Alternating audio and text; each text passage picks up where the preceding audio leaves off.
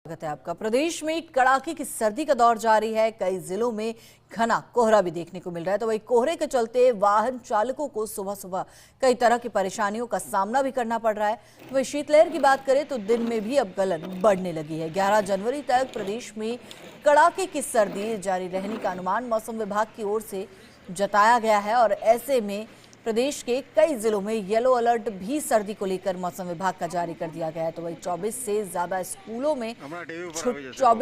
जिलों से ज्यादा के स्कूलों में छुट्टी घोषित कर दी गई है। खबर पर ज्यादा जानकारी के लिए माउंट आबू से हमारे सहयोगी और सीनियर रिपोर्टर कमलेश प्रजापत हमारे साथ जुड़ गए हैं। कमलेश, माउंट आबू में आज का मौसम क्या कह रहा है, क्योंकि प्रदेश में जिस तरह से सर्दी को लेकर येलो अलर्ट जारी किया गया और अभी कड़ाके की सर्दी पड़ने का अंदाजा भी लगाया जा रहा है।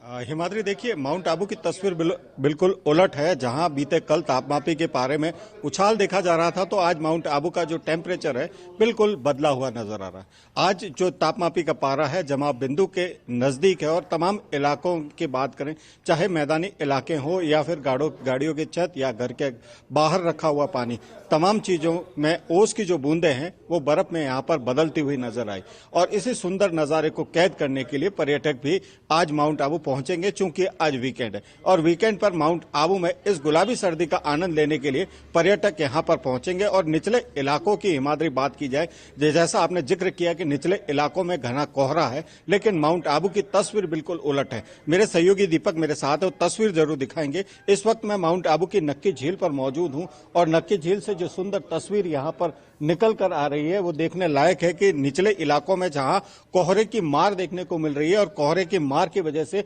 जो वाहन चालक है, वाहन चालकों को काफी परेशानी का सामना भी करना पड़ रहा है। तो ऐसे में कहा जा सकता है कि निचले इलाकों की तुलना में माउंट आबू का मौसम बिल्कुल अलग है और इसी मौसम का आनंद लेने के लिए पर्यटक माउंट आबू आते हैं। तो देखिए, तस्वीरें साफ बयां कर रही है कि माउंट आबू के इस नक्की झील के किनारे पर जो सुबह का समय है और सुबह के समय में जो सैलानी है वो माउंट आबू की इस खूबसूरती को यहाँ पर निहारते हुए नजर आ रहे हैं। तो ऐसे में कहा जा सकता है कि माउंट आबू के अंदर इस कड़ाके की सर्दी के बीच भी जो सैलानी है वो माउंट आबू के इस खूबसूरत नजारों को अपने मोबाइल फोन में यहाँ पर कैद करते हुए नजर आते। ऐसे में कहा जा सकता है कि जो सर्दी का सितम तो माउंट आबू में बरकरार है और तापमापी का पारा जमा बिंदु के नजदीक है। ऐसे में जो बर्फ की जो लेयर है उसको देखने का तो आनंद बिल्कुल अलग नजर आता। ऐसे में कहा जा सकता है कि आने वाले दिनों के अंदर जहां मौसम विभाग ने येलो अलर्ट जारी करते हुए ये कहा है कि माउंट आबू समेत प्रदेश के जो तमाम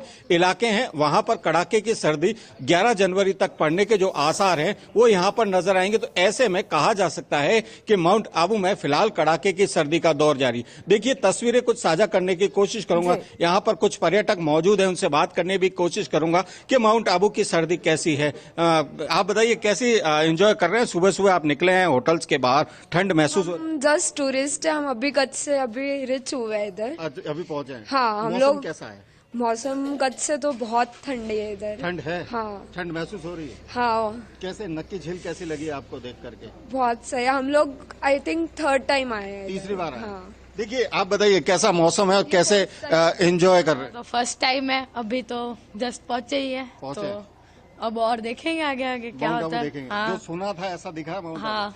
देखिए हिमाद्री, ये तो तमाम जो सैलानी हैं माउंट आबू के इस खूबसूरत नजारों को यहाँ पर देखने के लिए पहुंचे। तो ऐसे में कहा जा सकता है कि गुजरात के तमाम इलाके हों या देश का कोई भी कोना हो, हर कोई टूरिस्ट चाहता है कि माउंट आबू में इस सर्दी के सीजन में यहाँ की जो खूबसूरती है, यहाँ की जो गुलाबी सर्दी है या फिर कहें यहाँ की कड़ाके की सर्दी है, इन तमाम चीजों का अनुभव करने के लिए यहाँ पर सैलानी पहुंचते हैं। हिमाद्री। बिल्कुल कमलेश, और एक बार तो इस तरह का अनुभव जीवन में बनता भी है। हमारे साथ जयपुर से हमारे सहयोगी शिवांगी सिंह राव जुड़ गई हैं।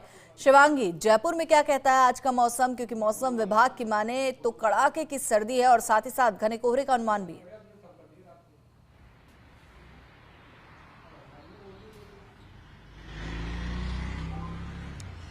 बिल्कुल हिमाद्री, सबसे पहले आपको और फर्स्ट इंडिया के दर्शकों को वेरी गुड मॉर्निंग। और ऐसे में मैं इस समय 22 गोदाम एरिया में मौजूद हूं और अगर मैं आपको सम अप करूं कि किस तरह का वेदर रहने वाला है गुलाबी नगरी जयपुर में, तो गुलाबी नगरी में गुलाबी सर्दी पड़ रही है। वहीं अगर मैं तापमान की बात करूं तो 8 डिग्री सेल्सियस जो है इस समय का तापमान है।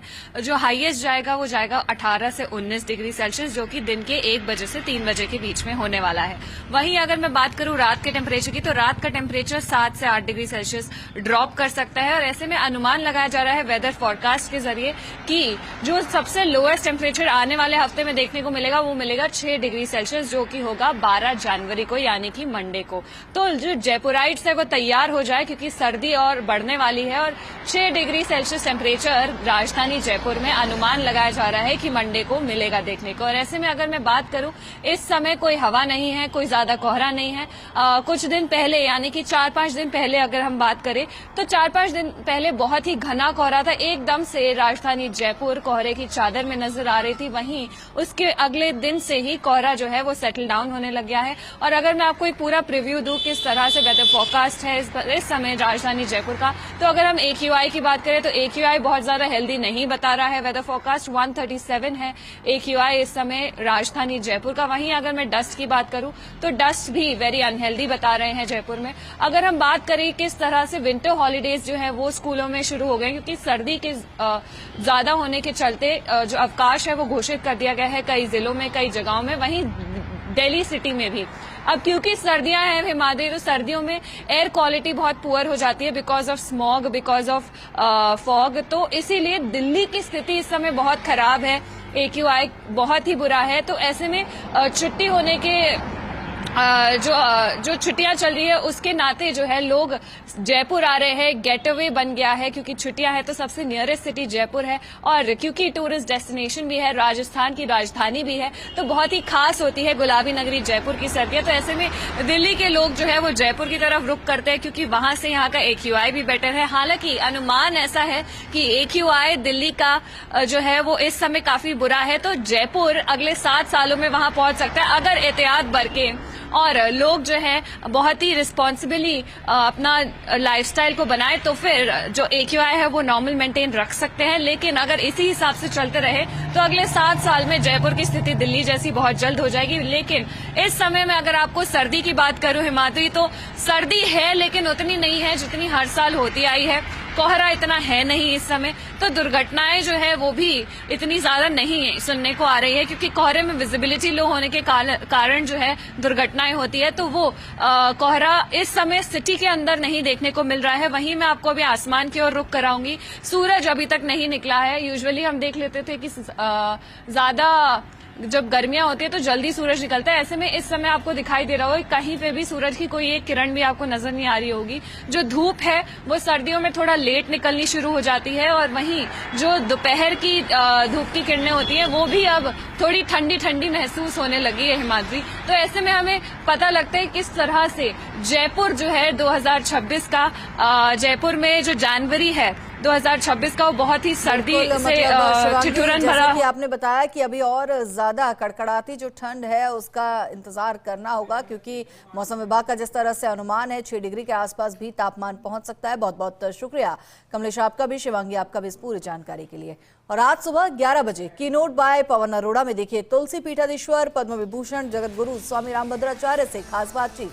CEO एवं मैनेजिंग एडिटर पवन अरोड़ा के जगतगुरु स्वामी रामभद्राचार्य से अध्यात्म, संस्कृति और सनातन से जुड़े सवाल। तो देखना न भूलिए प्रसिद्ध आध्यात्मिक गुरु, शिक्षाविद और संस्कृत विद्वान स्वामी रामभद्राचार्य का सुपर एक्सक्लूसिव इंटरव्यू से फर्स्ट इंडिया पर। और इसके साथ बुलेटिन में फिलहाल इतने।